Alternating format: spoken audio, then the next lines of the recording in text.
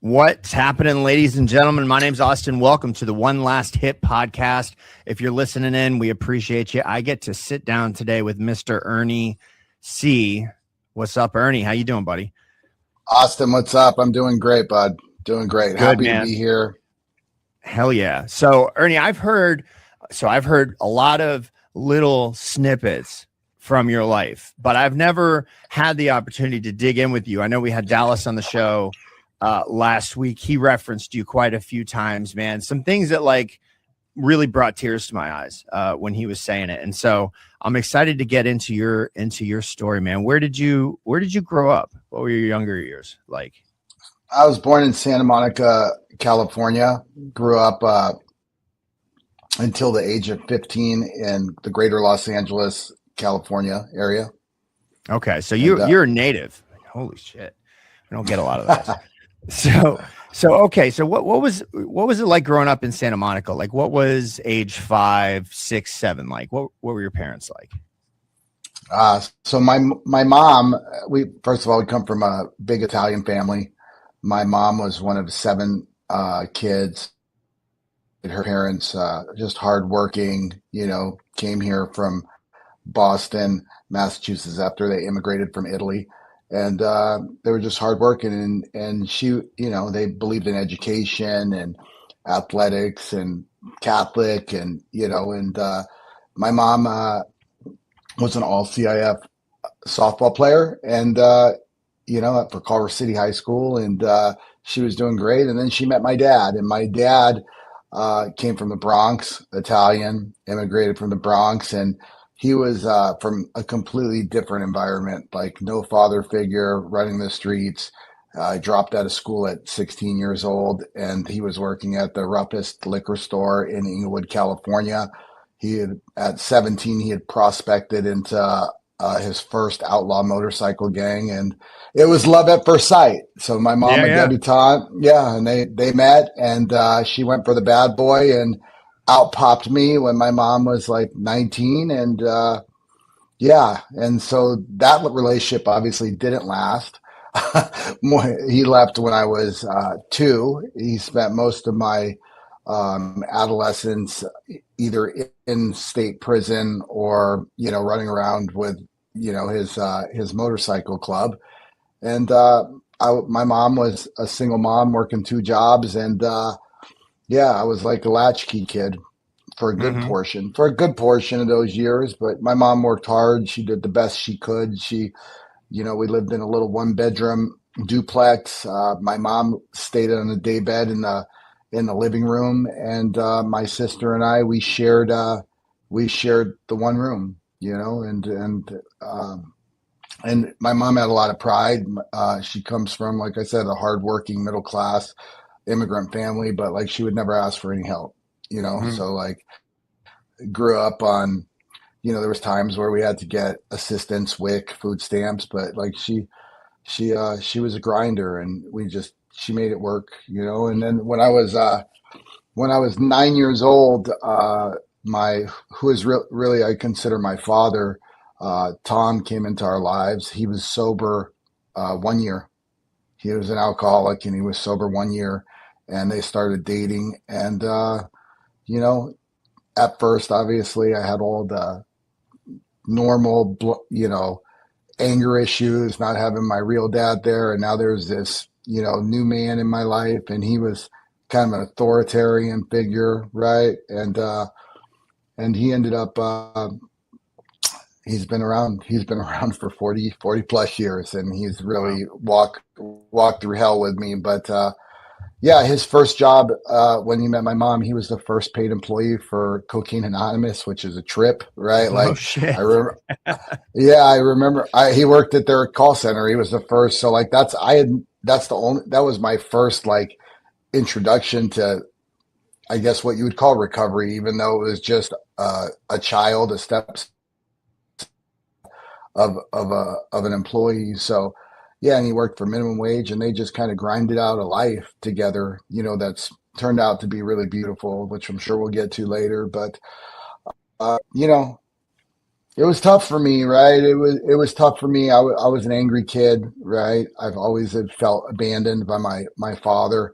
He would go move on to different relationships when he wasn't in prison, and he'd raise other people's children, and outside of spot little instances where he would come around, like I just always felt like I wasn't good enough, or wasn't worthy. So at a young age, my mom was looking for ways to keep me out of trouble. So when I was 8 years old, she put me in a Pop Warner football, inner city Los Angeles, right? Like tough, crowd, and it was like survival of the fittest. I was like this one of two white kids on the team for the next 8 years growing up, and I don't know, I kind of thrived there, and that probably kept me out of some trouble, but that was really my escape when I was 8, 9, 10 years old, maybe 11 years old.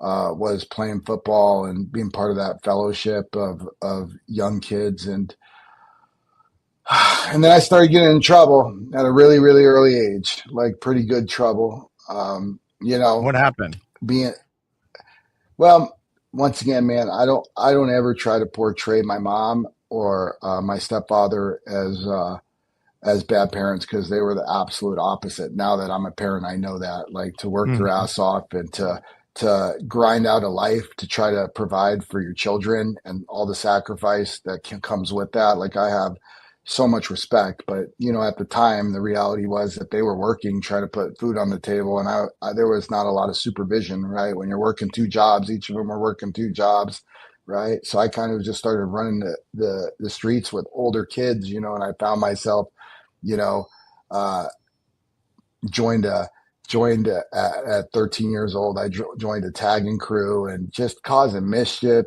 breaking into houses. And at 13, right, it's still Austin. At 13, it doesn't sound so sinister, right? The little 13-year-old jumps through a window and steals some British pounds that are sitting on an old couple's coffee table, or he breaks into a garage and steals a moped, and you know it's got a half a tank of gas in it, and when that's gone, he leaves it on the sidewalk, or graffiti or vandalism, and.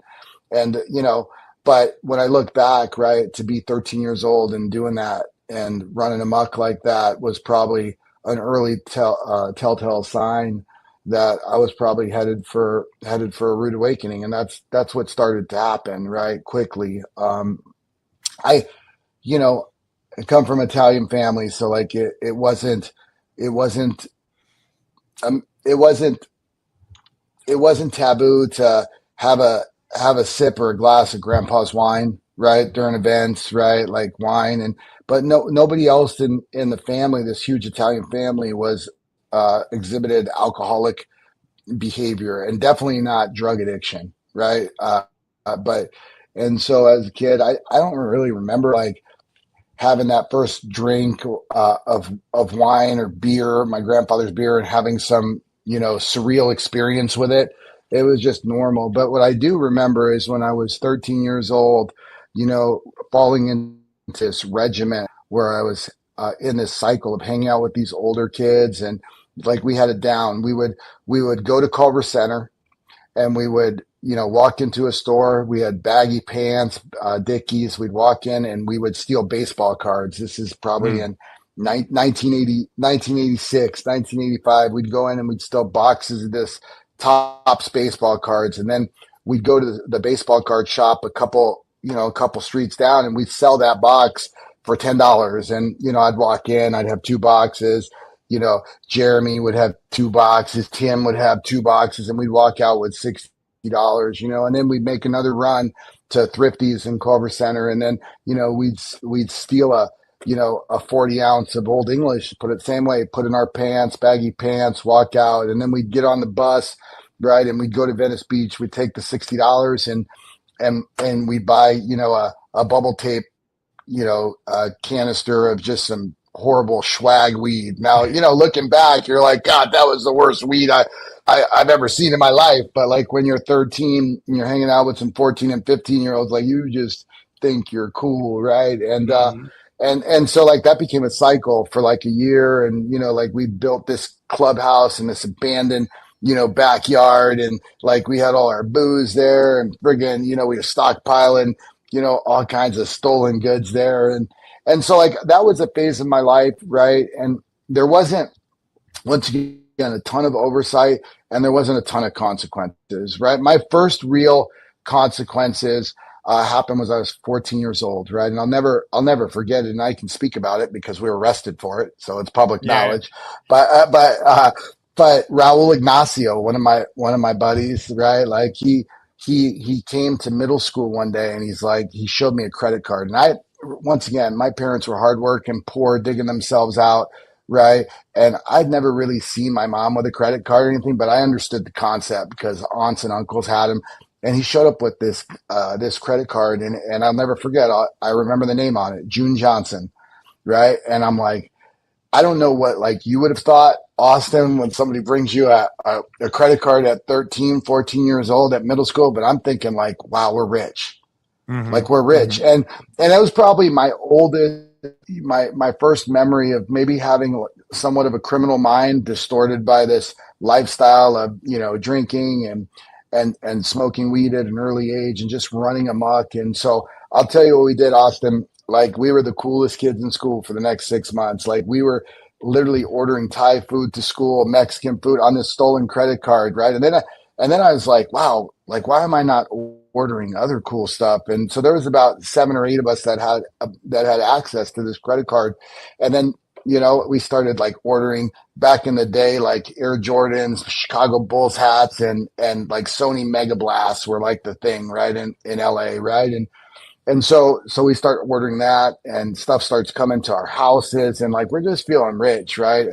I look back on it now and I'm like, damn, what type of credit card limit did this chick have? No Right? shit. Like, because right. So, because this is going on for probably no embellishment, probably about a month. And then I don't know, I start, once again, I have this mind. And then I'm like, you know what? Like, I should order like a gun. Right. So, like, they had these hunting like catalogs. Right. So, I ordered like a gun, and like gun rules were very much different in 1990 and 1989, right? So I made the order. The gun never came, by the way, but I did make the order. I banged the card, right, like the whole 9 yards. And I'll never forget. It was Tuesday, the next week after I made that order, and I get called to the principal's office, and I'm walking to the principal's office, and that's when they had to like send a courier with a note, send Ernie to the principal's office. And I'm walking to the principal's office, and I'm looking to the right and to the left. And dude, it's all my buddies. Raul's going to the principal's office. Johnny's going to the principal's office. Ricardo's going to the principal's office. And like, I'm like, fuck, this is pretty cool. This is where my mind was. Like, I was spun at an early age. And I remember them taking us into a room, just have a seat, have a seat. The room started filling up with the 8 or 10 guys that, coincidentally had been involved in this credit card theft ring. And I just remember hearing the words, my name's John, Lieutenant John Montano. I'm with the Culver City Police Department. You're under arrest. You have the right to Mm. remain silent. And so like they group arrested us there. And man, it was kind of like the first wake up call, and they took us down to the police station. Right, it was serious. Right, three felonies, even though we were minors. Right, that's what they were, spewing at us at the time. And I have a cousin, Frank Augusta. He just passed away, and he happened to be the captain at the time of the Culver City Police Department. So next thing you know, right, like my cousin, who's more like an uncle, right, comes over and sees me in a cell, and he's like, "Wow," he's like, "You really got yourself in a jam this time, right?" And I just remember, having so much respect later on in life for that guy because he never got me out of a jam, but he probably Go for it, Yes. buddy. And what ended up happening is I probably got my first break. They definitely charged me with the crimes, and they charged everybody with the crimes. And but they gave us a diversion program for 1 year. And if we completed this program, if I completed this program, there would be no charges filed. And I had to, get picked up from school in like a narc car every Wednesday, go to meet with this, police shrink. And I had to do outward bound and meet with the cops for all of these, like events and character building exercises. And man, somehow like I did it. And you know, at the same time, my football career had started to blossom a little bit. And now I'm in the 8th grade and I'm completing this program with the Culver City Police Department. And then I get a full financial aid waiver to go to a Catholic high school in Santa Monica, St. Monica's. And at the time, they were one of the top, football powerhouses in the state and in the country. And so I got a reprieve. Like I completed that program. I went into St. Monica's. I made the varsity team when they pulled me up to the playoffs as a freshman. We made it to the state semifinals, and I felt like there was a change right in me. And football season ended, and I don't know about you, Austin, but like if I'm not busy, my mind starts changing my mind. And so Hmm. so this is Catholic school, and you have to buy your books, right? And so the whole buying the book, selling the book racket's a big deal. And they have all these textbooks or at stores around all the private schools in LA, and you go buy your textbooks from these stores, and then when you're done you sell them. And I don't know, man. I figured out like a way to earn money, right? My parents were hardworking, right, and grinding, but there wasn't a lot of extra money, right? There just wasn't. Now I had 3 more sisters, right? So there's 5 of us, and and so I started breaking into lockers at school and stealing books. After kind of the janitors had left, I'd break I'd leave the hallway open. I'd go back into the hallways, and and I'd break in these lockers, steal these books, and resell them. And I got caught. And I'll never forget Sister Cheryl Milner. She called me in her office, and she was sitting there with the football coach. And man, she just looked at me and she said, "Man, you were doing so good. Like we took a chance on you. We knew you were in trouble when we offered you this, this aid package. Your grades were good the first semester. You did great in football. Like you were a blessing to be around. And now it's May, and school's almost over. And like here's the deal. Like we can't have you back." Mm. And so I got kicked out of St. Monica's after my freshman year, um, and and I ended up, going to Granada Hills High School. My parents had finally saved up enough money to buy a little condo, and they bought this little condo. And there was a good football school, Granada Hills High School, close by. And John Elway actually, his dad was the coach, and he was an alumni from there. And so I went there, and I'm in 2 days, and I make the team. I'm a sophomore now, and you know, they moved me to quarterback, and I'd never played quarterback in my life. And like I was having a hard time adapting to the kids. I didn't know anybody, right? And it's this big school. Now I'm in this school with 3,800 kids. And Mm. I don't know if I quit the football team, right? And I stopped going to school. They were busing a lot of kids in the schools back then, right? Ice Cube, a lot of inner city rappers were actually going to school in the Valley at Taft and Granada. And I started running with a pretty tough crowd. Leaving school, I'd go to school so I could avoid like my mom and dad's, retribution. But then I'd leave school right after the first period, and I'd be running amok with these pretty tough crowd. And I ended up getting jumped in a street gang, and I was like one of the only white kids in the street gang. It's a pretty notorious street gang in California, and it was so.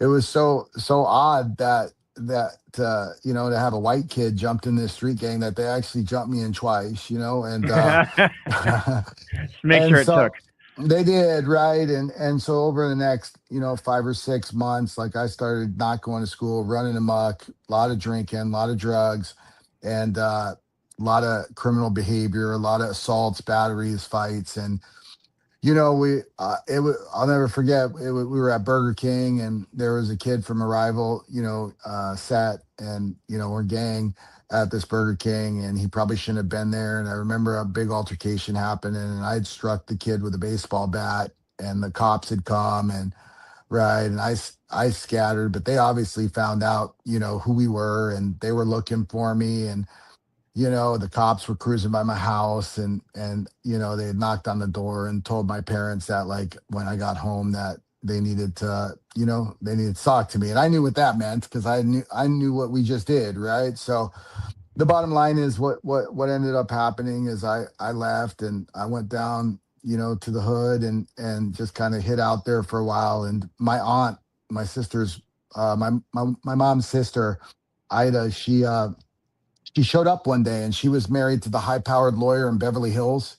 And she'd always been one of my kindred spirits, and we were close. And somehow she found me in the hood. And I'll never forget the day, because, like, right back then, Vanilla Ice was like a big deal, right? And so here's my aunt, my Beverly Hills lawyer, you know lawyer's wife, aunt, and she pulls up in a brand new 5.0 GT Yeah. Mustang, black on black, literally to the hood. And I'm there with like 15, 20 of my, like, the homies. And there's girls cooking chicken in the back. Like, we're having like a barbecue at like 11 o'clock in the morning, right? And we've been up for days. And she comes in, and she poses as she's my girlfriend. And, like, she whispers my ear, "Just go with it." Right. And I'm like, okay. And she gets me, pulls me aside, and she's like, "You're coming with me after this." And I'm like, "I can't. Like, I'm not going with you. I can't. Like, fucking." And she's like, "I'll do whatever you want." And this is what a stupid 14, 15-year-old kid with a criminal mind and, problem with drugs and alcohol at a young age says. And I'm like, "I'll tell you what, like, if you go buy a bunch of alcohol for me and my homies, like, I'm good." And she's like, "Bet." She's like, "Deal." And she went and bought about $700 in alcohol, which was a ton of money at that time. Damn.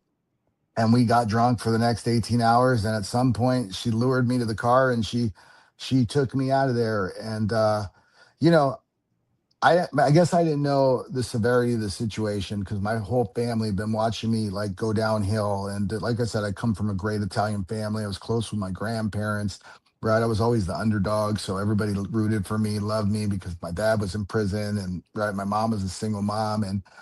And so, like, she picked me up, and she swooped me out of there. And I figure we're going to her house in Beverly Hills. I'm like thinking, how bad can this be? Like, Uncle Bob will take care of all my problems. And we went straight to LAX.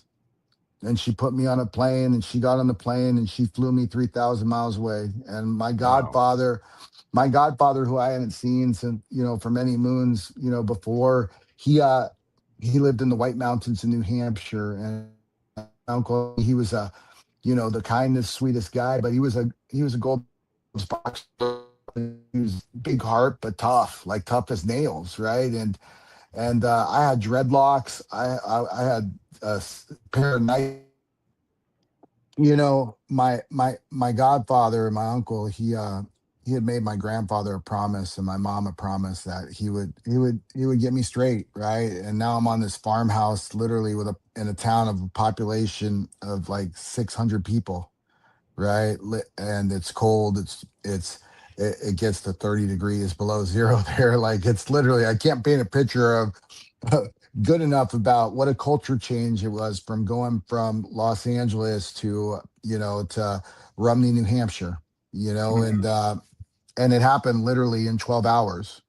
And so, somehow, they had told the athletic director and the school there, small school, 550 students, right? So they had told him I was a decent football player.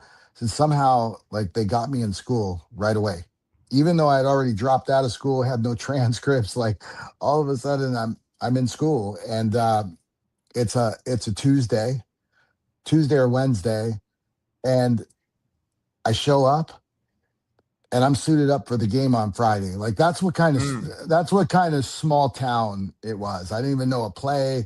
They put me a defensive back. And the bottom line is, my uncle had some rules, right? I couldn't date. I had to play three sports.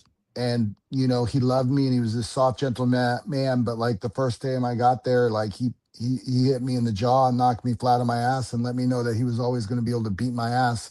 Mm. So I wasn't gonna give him any trouble, right? And they didn't have a lot of money.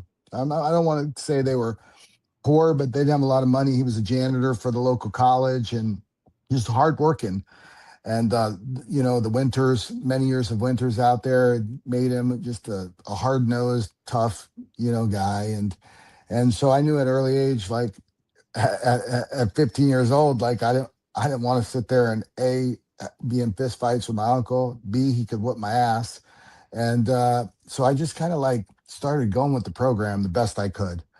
And they were really, really tough on me. A lot of chores. Like I'd be cutting down maple trees with bow saws. I'd be, cleaning the the floors with on my hands and knees. And it was a big 5,000 square foot, like old farmhouse. And some people might even think like what I went through could be considered abuse, but like people that come from where we come from, Austin, it was really love, and it was more of like a boot camp of love. And my uncle would drive me to school, and he'd drive me home, and he'd stop the car 2 miles before he got to school, and 2 miles after, and he would say, "Get out and run."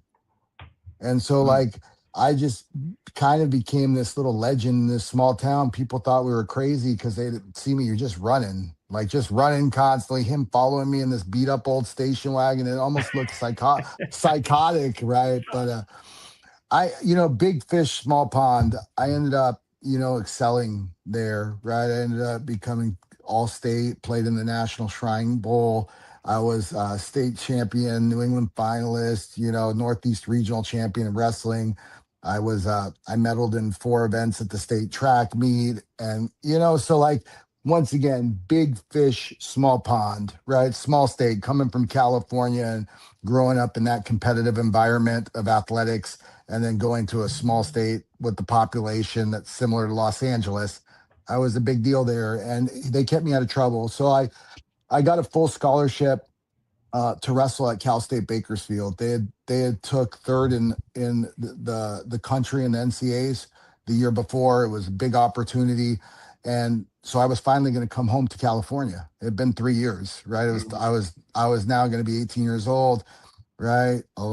Nobody was probably looking for me, more so the cops than anybody else, right? And I was gonna go and wrestle and have a great life, right? Like I didn't drink, I didn't do drugs during this time, right? Like this 3 years, and I'd kind of shaped up my life. And so I had to go play in this Shrine football game in the summer. It was the last thing I had to do. I was nominated. I said I'd go, so I flew, and the practice facilities were 3 weeks. It was at Dartmouth University, right? And man, like all of a sudden, like though my old thinking kicked in. I'll never forget. I was walking back from practice.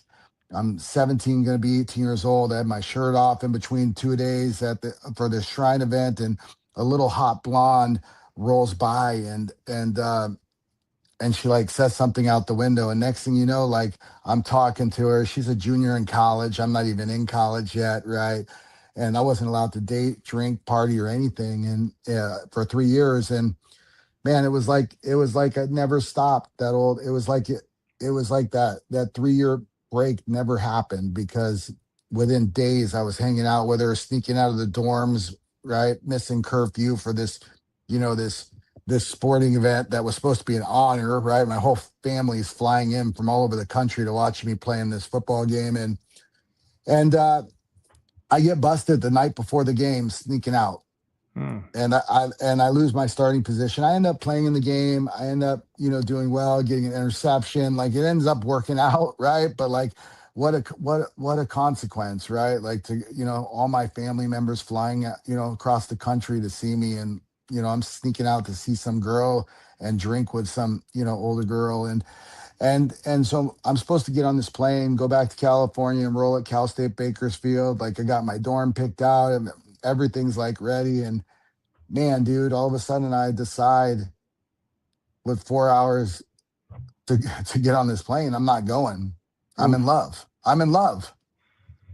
And I tell my parents, and I tell my family, and they're just devastated, right? They're just devastated, right? But like they can't force me, right? So I end up, you know, trying to walk on at this little D3 school, local school, where this girl goes to school. And and I'm not enrolled in school. I never applied to school. I talked to the wrestling coach. He's like, of course we'll have you. He's like, take 2 classes part-time. I'm like, I got no place to live. I'm not enrolled in school. He's like, I'll put you with these wrestlers. And they lived in the Delta Chi frat house, these 2 wrestlers. So I'm crashing at the Delta Chi frat house, and a couple of them are renting like another house, like, right. So somehow they make it work. So I'm living with these 3 wrestlers, and it's just a straight little D3 New England party school. Like on from Thursday to Sunday, there's keg parties at 18 different locations, and that's how everybody makes their money to pay their rent and live on, is these keg parties. And all of a sudden I'm living there, and so anyways, you probably want to know what happened to the girl, right? So obviously school starts and her boyfriend comes back, and she makes it no she makes it known that I was just a little weekend, fling. And so now I've basically, screwed off my whole future, threw away one of the top wrestling schools in the country at the time, and I'm stuck in a frat house slash, keg house with no girlfriend and no money, and I'm taking 2 classes at a D3 school. And so I learned how to drink in the next 3 months. Like I Mm-hmm. learned how to drink. Like we drank, and when we were done drinking, we'd go to wrestling practice, and then after wrestling practice, we'd drink, and then we'd repeat it. Like, and man, and that's how I made some money, because we threw these parties, like, right, Thursday and Friday we throw these parties. And you know something happened. My grandfather had died, and my grandmother was alone. She ended up dying about 8 months after he died. But like, my grandfather and grandmother, like, they came out one last time to New England, and everybody was trying to get me to see my grandparents, who were like my idols, my soul. They were the only stability I knew growing up. And I was so fucked up and so drunk that, like, I didn't want to even see him, and I didn't have to do much to see him. Like, all I had to do was make a call. They were going to come over, give me a quick hug, kiss. And it's one of my biggest regrets, really Yeah. one of my biggest regrets. And so here's what happened, Austin. I don't know. Like, I don't know what most people's, like, moment of clarity should have been. But like, so I'm drunk. I'm drunk on a Saturday, right? We had a huge Friday night party. I'm like passed out in the bathtub, like total John Belushi Animal House scene. There's Mm-hmm. like half naked chicks sprawled around. My roommates are just sprawled around on the floors, the couches. The house is trashed, right? Like, after the keg party in the basement, it always ended up being after party upstairs, right? And so, and I made it in the bathtub, and I'm just like half drunk, half hungover. I don't know. And all of a sudden there's a nudge on my shoulder, wakes me up, right? And it's my godfather, that same guy who had shaped me up Mm. and knocked me out. And standing next to him is Army recruiter. And he said, EJ, because that's what they used to call me, like, you're going nowhere. Like, you're back to where you were when I got you. Like, you're not going to class. You've screwed up every opportunity, right? You've already been picked up for disorderly conduct twice. Like, like you're headed for a bad place. And I want you to hear what this man says. And what that man said was that I could go to Germany and wrestle on the, all Army Greco-Roman team. He said I'd get a $50,000 signing bonus, guaranteed station in Germany, and Mm. and that I could sign today. And I've always made quick decisions, Austin, right? Like, as you can see, I made quick decisions. I got shipped across the country in 12 hours, and in about 33 minutes, I enrolled in the United States Army. They took me down, had me take Wow. the ASVAB, and next thing I, I'm on a cattle car in Fort Sill, Oklahoma, Lawton, Oklahoma, right? I'm on a cattle car, and it like dawned on me, like, how did I get here? Like, how did I get here? Like, next thing you know, like, we're doing push-ups, we're getting dusted, flutter kicking. I got guys yelling at me, telling me I'm a piece of shit, right? And I'm just asking myself, how did I get here? They told me I was going to go to Germany, drink beer, see beautiful women, and wrestle. And now I'm in the middle of the Oklahoma, you know, uh, basin. And so I don't know what you do when you're in uncomfortable spots, but I'll tell you what I did, right? I'm in basic training. I'm miserable. I'm maxed the PT test. I shoot sharpshooter. Like I'm 2 weeks from graduating, going to AIT, getting closer to Frankfurt, Germany. And like, I don't know, one day I just got a case of the buckets and I decided I want to get a tattoo. And I snuck out, low crawled out the base, got in a cab, went to Wichita Falls, Texas, got a tattoo. And nothing really happened. Like I ended up getting Article 15 because somebody snitched on me, right? So that was a little fine, not a big deal. Next, about 3 days later, I'm like, I'm gonna do it again. And this time I went to downtown Lawton. I went to the strip bars and had a blast and snuck back into base. And I just started repeating this and repeating this. And I'm only like 2 weeks away from graduating and going to EIT, one step from freedom, right? And all of a sudden I meet this girl. Once again, I meet her and she looks at me and she said, "They don't make guys like you in Texas. I'm from Dallas. I'm up here visiting." Right. And she's like, "I'm actually up here for a wedding." And I don't know. What I heard is she loved me, and so the next day I snuck out of base. I went to Walmart. I bought some clothes, and I called her and said, "Can I go to that wedding with you?" And I went to the wedding, and then we kind of like hung out for a little bit, and I was just in love, right?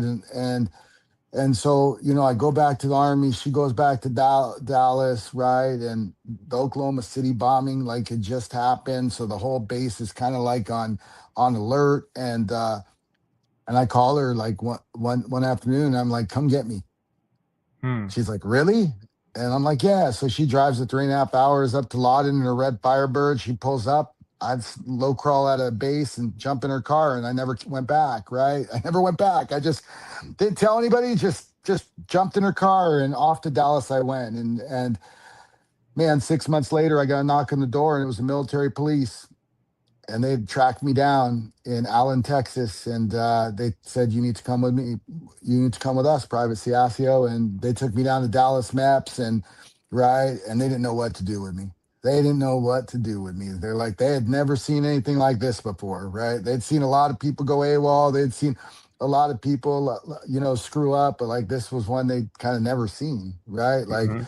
um, and so they looked at me and they're like, "Do you know that you can be court-martialed, tried for treason, and shot or hang right now?" And I'm like, "What are you talking about?" It's like, "We're at war, Bosnia, Kosovo," right? And I'm like, "Oh shit." And right, so it got real for a second, and then they sat me down, they put me in a cell, and they brought me in, and they looked at me and they said, "You know what? Like, you're not worth our time. We're gonna give you a general discharge and classify it as failure to adapt." And that was the first time I'd heard failure to adapt, right? Mm. And that's really the story of my life. I've always been had a problem adapting, and so they let me out of the army, and now I'm a line cook. I've never had a job in my life, right, except throwing parties at a little frat house, and I'm a line cook, breaking out in sweat, hives, and then I try a couple other random jobs, working at a gas station, pumping like concierge gas, and I'm just struggling. I'm out here in Texas, and she ends up getting pregnant. That's what happens, right? I'm 18 years old. I've already dropped out of a college, went AWOL from the army, and I'm going to be a father, and I got no Mm. life skills. I have no life skills, and I make the best of it, like best of a alcoholic drug addict can, I guess, right? Like, and obviously that relationship didn't work. It did not work. And I'll fast forward a little bit. I end up back in California. She stays in Texas. And I start running amok pretty hard in Santa Cruz, California, just drinking and doing drugs. My drug use starts amplifying a little bit, and it's still pretty mellow, right? But like now I've met Xanax, I've met some harder drugs, cocaine, and it's no longer weed and just alcohol, right? And so like I just kind of hit the skids a little bit, like, and just I'm doing nothing. I'm sleeping on mom's couch. I'm depressed because this chick's got my kid, and that stepfather I told you is now sober at this time about 18 years, Mm. and about 16 years. He's sober about 16 years, and he comes in, and we developed a pretty good relationship. He'd been there through all this struggle, and and we developed a pretty good relationship. And he says, "I think you should check out this 12-step recovery program." and he drops me off at my first meeting, right? And he doesn't go up with me. He just says, "Hey, like you'll find your people up there. Like just go up there and find your people." And I'll never forget, like the first I'm here listening to all these guys share in this 12-step, recovery meeting, and they're sharing about their life and all these blessings, and it's my turn to share. And so I just remember saying, like, I don't know about you guys, you drug addicts and you alcoholics and you guys, but like I'll tell you why I'm here.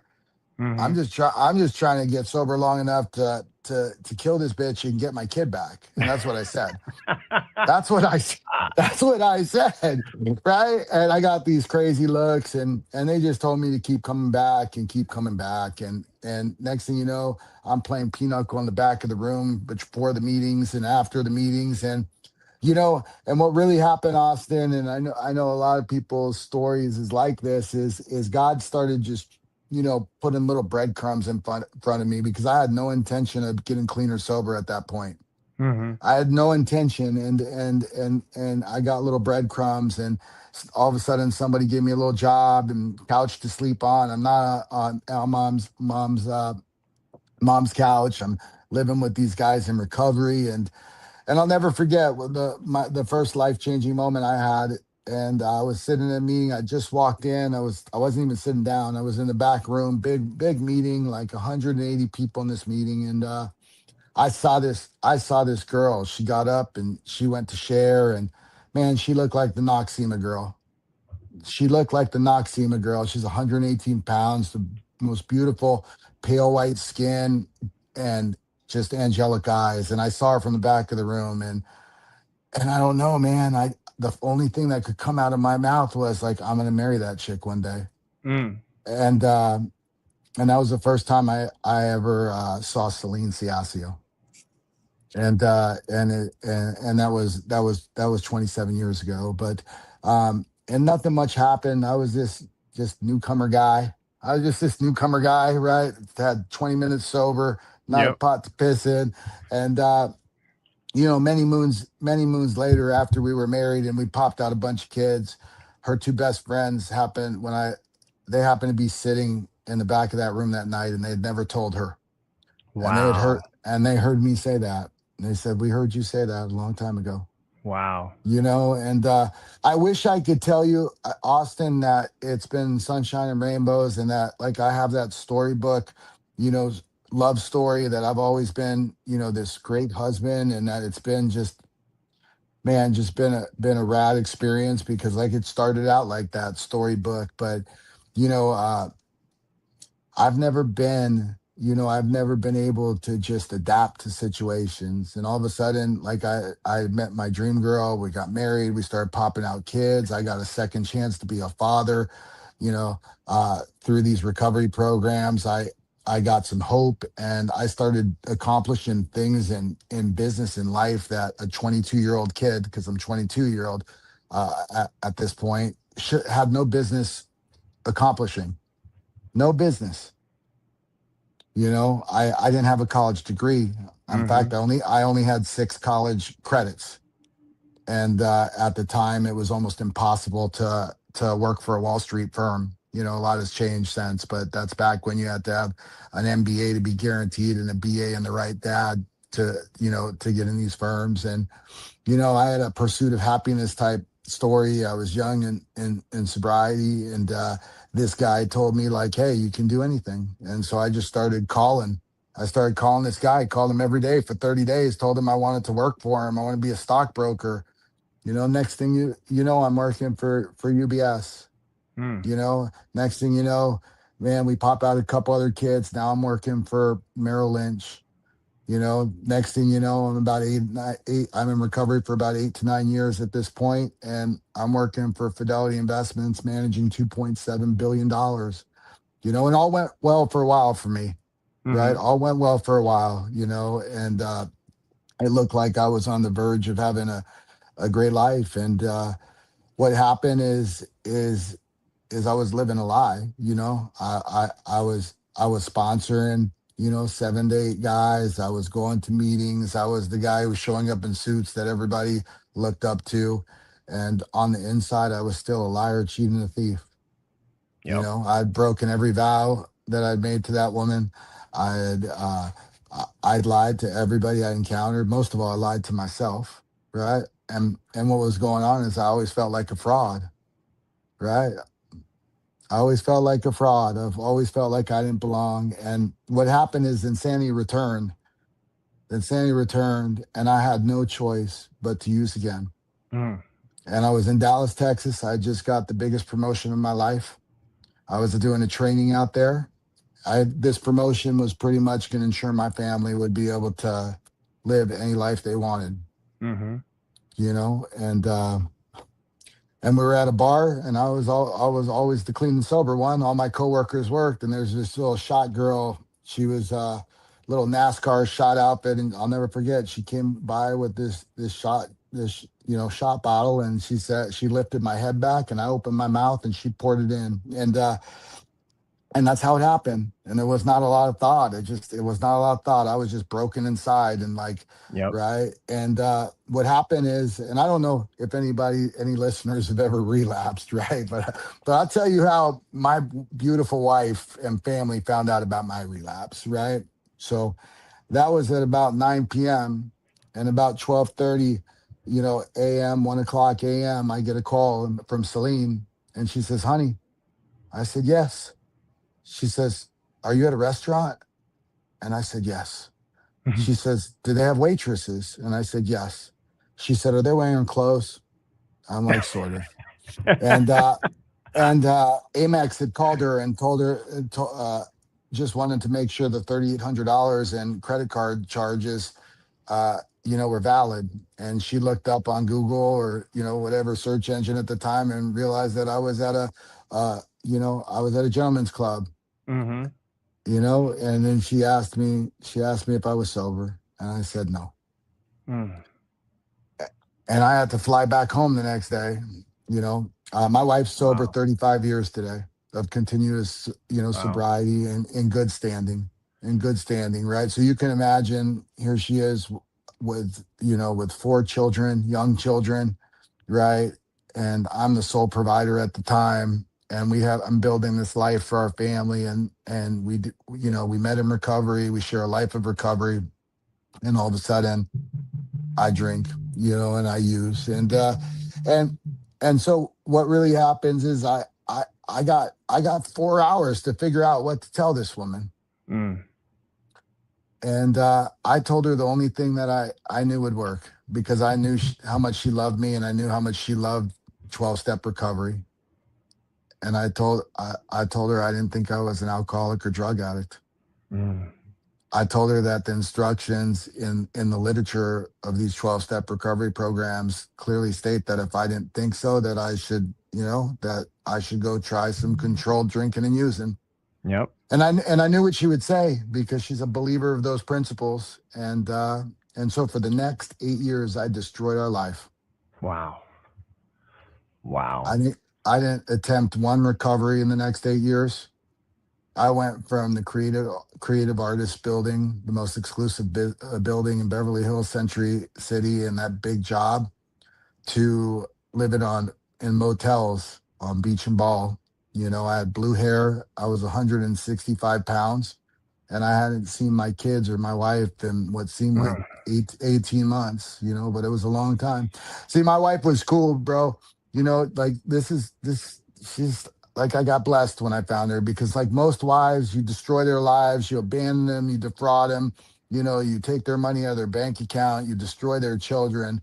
Like and you run amok. Like most wives are going to tell you like where you can go take it when you call them and ask to see Mhm. your kids. And here's what my wife said. She says, "Ernie, I'm never going to keep you away from your children. I only have one request. You got to be clean and sober one day before you see them. You don't have to be sober the day before that day or the day after that day, but I need you to have one day before you see the kids. We don't have to talk about our marriage. We don't have to talk about, the future. We don't have to talk about anything. But if you want to see the kids, you just got to get one day clean and sober." And I'll tell you, Austin, I couldn't get one day clean and sober. I missed Mm. graduations. I missed birthdays. I missed Christmas. I missed funerals. Like I couldn't get one day clean and sober, you know? And I'm grateful that the California Department of Corrections ended up being my Eskimo. And what happened is I hadn't slept for 4 or 5 days. And and you know, I couldn't drive. So I had one of the females that was with me drive the car, and she made an illegal left-hand turn. And the next thing you know, we were pulled over, and I had a bunch of dope in the car, enough dope to send me away for a long time. And I'll never forget, like they pulled us out of the cars. I'm handcuffed behind my back, the whirly birds going overhead, right? And the guy comes over to me and he says, "Hey, we found a bunch of dope. I'm, we found a bunch of dope. We think there's a lot more."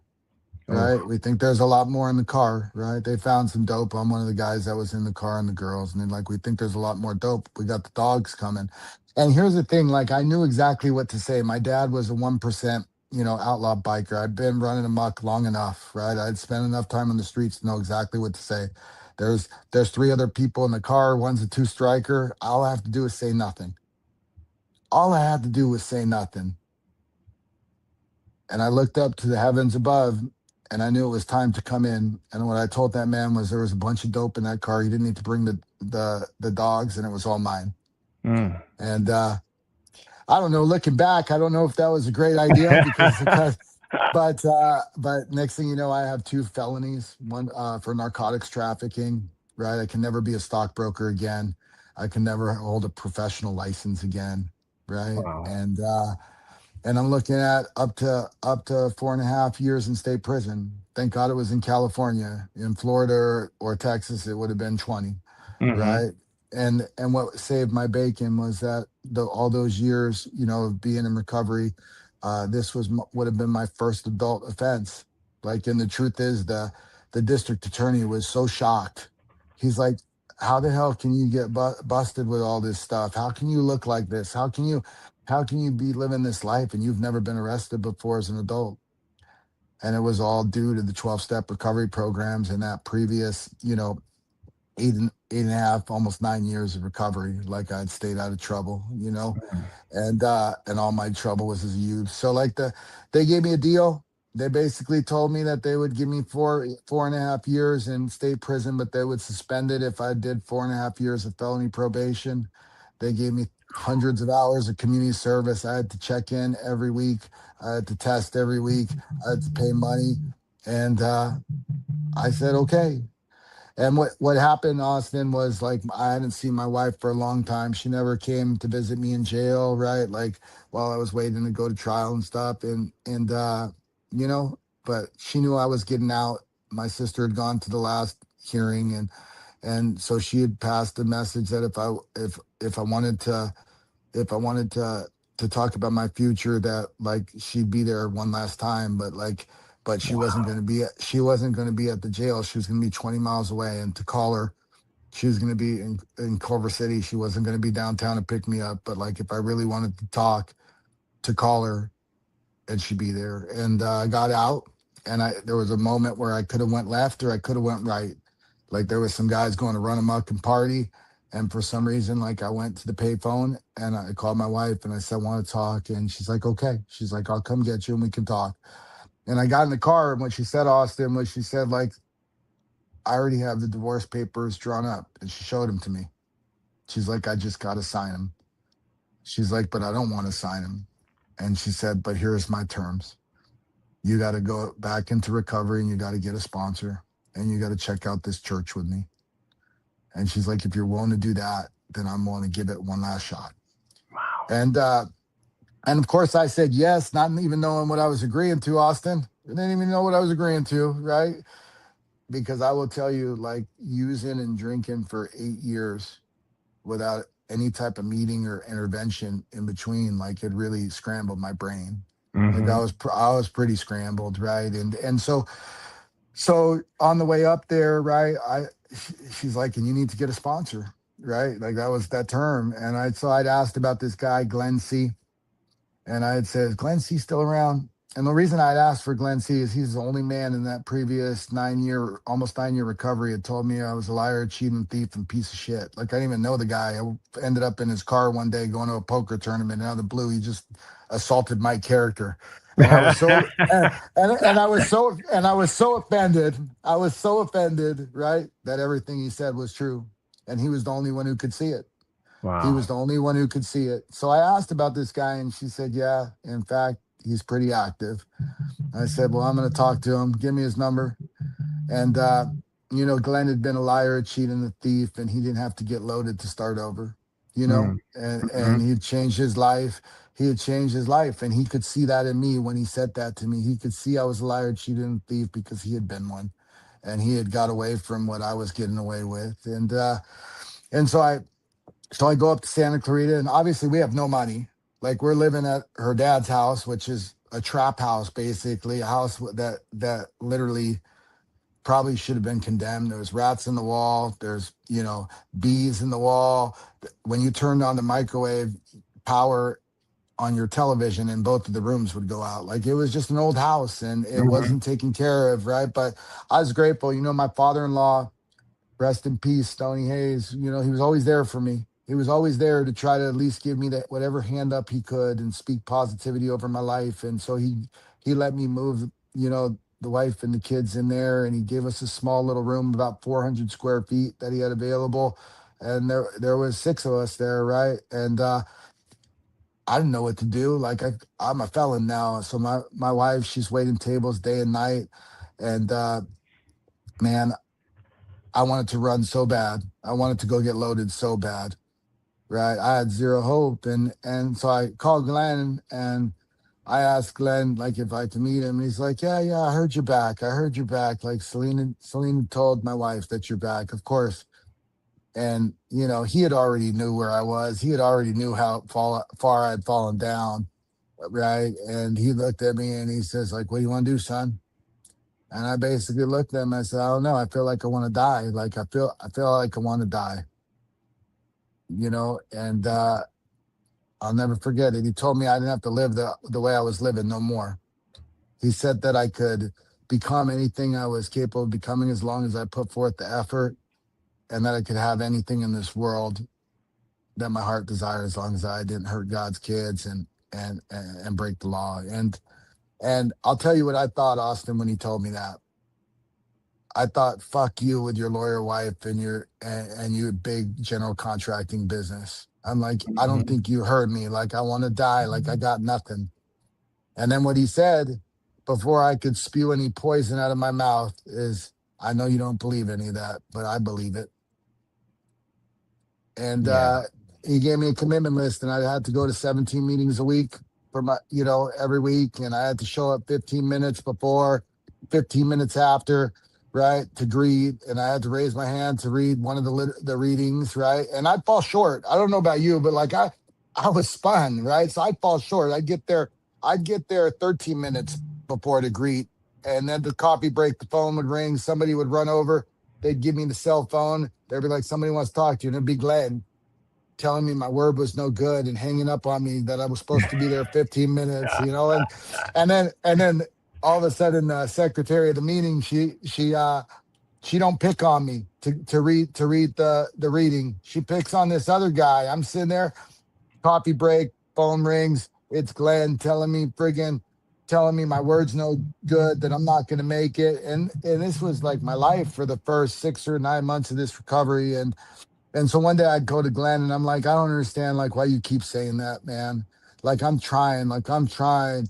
I'm like, what am I supposed to do? I raise my hand. I raise my hand and the lady don't call on me. Mhm. And he says, son, you're supposed to go tell that person that makes that decision that your life depends on reading that. Mm. He says, I keep telling you that your word's no good because I want you to understand that when it comes down to drinking and using, you're going to break your word every time, like you always have. And he says, son, you need to find a spiritual experience. And Wow. and and and slowly we went through the steps. And I'd like to tell you that, Austin, that it got better quick for me. And for an audience that's listening, man, everybody they want to know that if they start making these changes, their life's going to get better. And I can tell you that I suffered for 8 years to get back into recovery. And I suffered for 4 years after I got back. Like I was sweeping a parking lot for minimum wage. Salim was working those 2 jobs. We barely had enough money to feed the kids. We were on food stamps, still living with my father-in-law. And we had one car that had 220,000 miles in it. And man, if when we started that thing, you could hear it 16 miles away, the rattling of the catalytic converters, like we just had a really tough life. And I wanted to quit so many times. I wanted to quit so many times, but like God always showed up, those breadcrumbs, right? God always showed up, those breadcrumbs. And what happened is I finally surrendered at 3 years clean and sober. It wasn't like when I had done the step. It wasn't like when I had, experienced like in the process, but here's where it was. I had I'd went to this trade show. I'd started working with this guy in a packaging business, and I didn't have no money, and I was too prideful to ask for a draw to be able to even pay for taxi cab from the hotel or wherever I was going to stay to the conference. And he had offered it, but like I wouldn't take it. And my sister had a trade show at the same time, so she drove me up there, Austin, and what she would drop me off at the trade show, and she's just watching me like, and I got no money, and she's having to hand me out a couple bucks. And this is my ride or die. This was the latchkey sister, the one who was on the streets running amok. So Mm-hmm. she's what. And we leave the trade show, and about 50 miles outside of Vegas on our way back to Cali via car, she starts ripping into me. She starts ripping into to me, telling me like, dude, you were my hero, you were my idol, you were my big brother, you were always there to take care of me. She's like, you've been so fucked up the last 15 years. Like you've been so selfish, you've been so bad with money, you haven't given a shit about your kids, right? And she just wouldn't stop. And any other time in my life, I would have recoiled and unleashed hell and fury through, attacks, verbal attacks at her. But I just sat there and took it. And I can't even tell you to this day why I sat there and took it. So for the next 2.5 hours, I just sat there and took it and took it and took it and didn't say a word, good or bad. And I got home and I went and looked in the mirror, and I had that moment where I said, she's right. It's nobody else's fault. It's not Celine's fault. It's not my mom's fault. It's not my dad's fault for never being there. It's not God's fault. Like it's mine. And I just had to surrender. And I said I was going to do things different. I was going to change things and make some changes. And I went to Celine and told her I was going to make some changes. And I told her she didn't have to do it. Like she didn't have to make these changes, but it was something I need to do. And that moment changed my life. It changed my life, Austin. And what really happened was Glenn's always been part of my life. He's today still in my life, my best friend, my mentor, my spiritual advisor. And he had me write down everything I wanted my life to look like in 1 year, 3 years, and 5 years of recovery. And I did. And every time I open that envelope and read what I wrote, I had a little more and a little more. And like I said, we suffered. Like those wants on that first list were just like to gain the respect of my wife back, to have my kids look at me with love, to be able to help provide in some way. They weren't grandiose. They weren't grandiose things. And then at 3 years, it was simpler. It was simpler to maybe be able to provide an apartment for my family, right? Like the most simple things. And at 5 years, to be able to, right, to be able to provide some type of future and hope for my kids, whether it was extracurricular events or supporting, maybe saving for their college, right? The simplest things. Nothing like the grandiose ideas I had when I was working on Wall Street many moons ago, And I'll tell you, something changed at 5 years of recovery for me. Glenn told me, you're struggling still, son. You're still struggling. I see how hard you're working. You're sweeping parking lots. You're working at night. You're struggling. And he said probably the most profound thing I've ever heard. I mean, it is. It's going to change generations, what that man told me that day. He said, helps God's kids and he will make you rich. And all of a sudden, I got active into mentorship and service in these recovery programs and even outside them. And I don't know. I have a hard time telling my story, Austin, because I don't want it to sound braggadocious, and I really struggle telling it because of that fact. But like, I painted a picture. I painted a picture to you what life looked like at 5 years of recovery still, and the suffering and the pain, and I was doing everything right. That and you know, I can tell you today at almost 12 years, it looks nothing like that. Like, right, I all I ever wanted to do was be successful and feel a part of and be able to adapt to society, right? But I think God had a plan, because like sweeping those parking lots for minimum wage, pushing those boxes for $100 a shift, I, I learned about work ethic. I learned about humility. I learned about how to respect people. Like I learned all the things that I never learned growing up, Mm-hmm. or that I Mm-hmm. never cared. And so what my life looks like today is that, I have 9 kids, and it's because throughout this almost 12 years, like God has put kids in our lives that needed parents, and so like we just started pulling them off the streets, and we made them part of our family, like in the will kids. Like Wow. when I say I have 9 kids, like in the will, like they all get treated the same. Yeah. Yeah. And and you got to hear from Dallas. He's probably one of the greatest miracles I've ever seen, and one of my greatest blessings. But I have another adopted son named Tyler, and Jordan, and we have Michelle, and then we have our 5 biological children. So we have nine children today, and I most of them work for the family business, and I get to work with them every day. In fact, right now, all 9 of them work for one of the family businesses. Mm-hmm. And I got 7 grandchildren with another one on the way, and I'm sure that number is going to grow. Um, man, this is a tough one, man. Like God has blessed me with being an employer over the last 5 or 6 years. Had the pleasure of employing almost 2,000 people. Today, we still have a couple hundred employees that work for us. Mm-hmm. Um, and man, I have no financial worry, like or fear. Like God has provided so much in abundance, to the point that Celine and I can be generous to God's kids without fear of being able to think that we may go without. And that's what we try to do, right? And that's just so far. Like, how do you get from there to here? Like, how do you go from that hopeless to this life? And it can only be through God and these recovery programs. And my message, right? Like, when people that I encounter, Austin, when they tell me how tough it is, and when they're, like, I look at them and I'm like, and I tell them, it's like, I don't have any empathy, because I was there. But what I have is a lot of hope.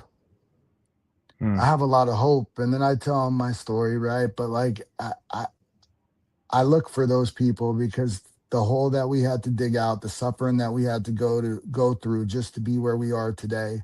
What it does is it strengthens your relationship, in this power, this God, because like he was there the whole time. The Mm-hmm. breadcrumbs. I have thousands of stories I could tell you, Austin, about the little breadcrumbs that kept us going. The small blessings, the the the teachers, the mentors, the stewards, right? That we've encountered. And you know, I mean, it's if you would have told me I would have the life I have today, I'd say there's no way. And I tell people, just come follow us. Come look at this beautiful family that God has given me. I was just a wretch.